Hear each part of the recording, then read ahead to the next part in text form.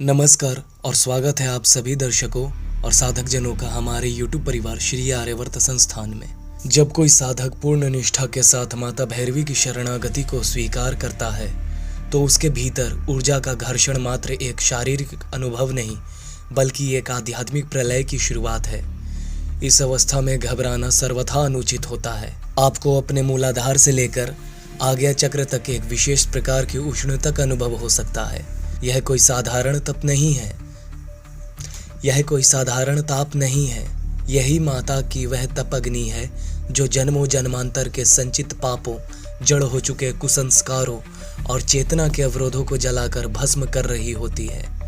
जैसे अग्नि में तपकर ही कुंदन निखरता है, वैसे ही भैरवी की यह प्रचंड ज्वाला आपके सूक्ष्म शरीर को शुद्ध करती है ताकि आप उच्च कोटि की दैवीय ऊर्जा को धारण करने के योग्य बन सकें। साधना की गहराई में उतरते ही साधक के सामने सूक्ष्म जगत के द्वार खुलने लगते हैं। ध्यान के गहन क्षणों में लाल वर्ण का प्रकाश उदित्यमान होता है। रक्त वर्ण के दिव्य प्रकाश का दर्शन होना इस बात का प्रमाण है कि आपकी चेतना रजत से शुद्ध सत्व की ओर बढ़ रही है।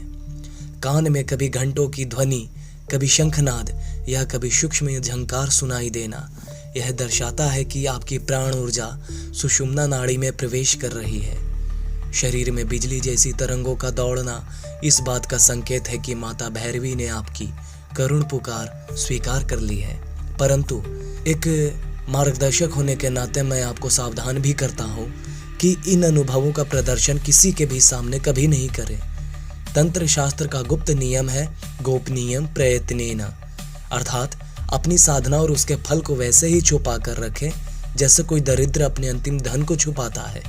प्रदर्शन से शक्ति का क्षरण होता है और अहंकार का जन्म हो जाता है, जिससे साधना खंडित होती है। माता भैरवी स्वयं महाकाल की सहचरी हैं। वे समय की गति और तीव्रता का साक्षात रूप हैं। उनकी साधना का एक अनिवार्य पक्ष है समय का प्रबंधन। आध्यात्म का मार्ग आलसियों के लिए नहीं है। जो व्यक्ति अपने दैनिक जीवन में अनुशासन जैसे कि ब्रह्म मुहूर्त में जागरण, नियमित स्वाध्याय और सत्यवाचन का पालन नहीं कर सकता, वह भैरवी की उस प्रचंड ऊर्जा का वेग को संभाल नहीं पाएगा। यदि आप सूर्योदय से पूर्व जागने और अपने वचनों के प्रति अडिग रहने का संकल्प लेते हैं तो ही माँ की आधी कृपा आपके इस पुरुषार्थ से ही सुनिश्चित होती है। वे तीव्र देवी हैं। वे प्रयास करने वालों को गोद में उठा लेती हैं, परंतु प्रमाद को कभी क्षमा नहीं करती। हमारा और इस संस्थान का एक ही मूल संकल्प है कि तंत्र को उसके वास्तविक गौरव को पुनः स्थापित करना। सदियों से तांत्रिक साधनाओं के नाम पर जो डर, भ्रांतियां और कुरीतियां समाज में फैलाई गई हैं, उन्हें ज्ञान के प्रकाश से समाप्त करना ही हमारा ध्येय है। तंत्र कोई काला जादू या कुमार्ग नहीं है, बल्कि यह ईश्वर प्राप्ति का वह राजमार्ग है जो सबसे तीव्र और प्रभावी है, बशर्ते कि इसे सही नियत, शास्त्रोक्त विधि और पवित्र हृदय से किया जाए। साधकों, याद रखिए कि भैरवी साधना का अंतिम लक्ष्य केवल भौतिक सुख, शत्रु बाधा निवारण या रिद्धि सिद्धि प्राप्त करना नहीं है। इसका चरम लक्ष्य है उस परम पद को प्राप्त करना जहां पहुंचकर स्वयं और स्वयं का सब एक हो जाते हैं। आप इस ज्ञान के केवल प्राप्तकर्ता नहीं हैं, आप आने वाली पीढ़ियों के लिए भी सनातन ज्ञान के संरक्षक होंगे। इस साधना से अर्जित तेज आपको अपने भीतर संजो कर रखना होगा। इसका उपयोग केवल आपकी उन्नति के लिए नहीं बल्कि लोक कल्याण, धर्म की रक्षा और समाज में फैली नकारात्मकता को मिटाने के लिए होगा। एक भैरवी साधक का चरित्र वज्र की तरह कठोर और हृदय कमल की तरह कोमल होता है और ऐसा ही होना चाहिए। इस विस्तृत अध्याय के अंत में हम आपको पुनः स्मरण दिलाते हैं कि भक्ति और शक्ति का संतुलन ही सफल जीवन का आधार है। ऐसा नहीं है कि आप सिर्फ भक्ति करने लगे और आप अपने दैनिक दिनचर्या और उत्तरदायित्वों का पालन न करें। ये तो अपने कर्तव्यों से विमुख होना कहाएगा। और ऐसा भी नहीं है कि आप अपने दैनिक कर्तव्यों में ही उलझे रहें। ये ईश्वर से आपको दूर ले जाएगा।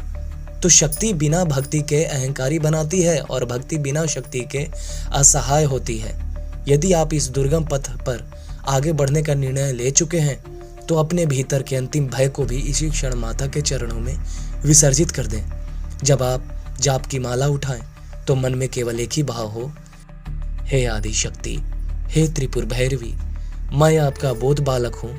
मेरे भीतर जो भी मेरा अहंकार, स्वार्थ, मोह है, उसे अपनी ज्वाला में भस्म कर दो, ताकि मेरे अस्तित्व में केवल वह बाकी रह जाए जो स्वयं आपका है। माता भैरवी का अभय आशीष आप सभी पर निरंतर बरसता रहे। आपका जीवन हमेशा देदीप्यमान हो और साधनामय हो। और यदि आपने हमारी पिछली वीडियो को नहीं देखा जो इसी विषय पर था, तो कृपया कर ऊपर आई बटन में आ रहे लिंक या डिस्क्रिप्शन बॉक्स में दिए गए लिंक को स्पर्श कर उस वीडियो पर भी अपना मूल्य समय अवश्य दें और बाकियों को भी प्रेरित करें। आपका मार्गदर्शक श्री आर्यवर्त संस्थान से पंडित श्री रवि रुद्र मिश्रा शास्त्री, तंत्र विश्लेषक एवं आपके आध्यात्मिक मार्गदर्शक, आपकी मंगल कामना का हर समय जगजननी भगवती से प्रार्थना करते हैं। जयति भगवती। हर हर महादेव।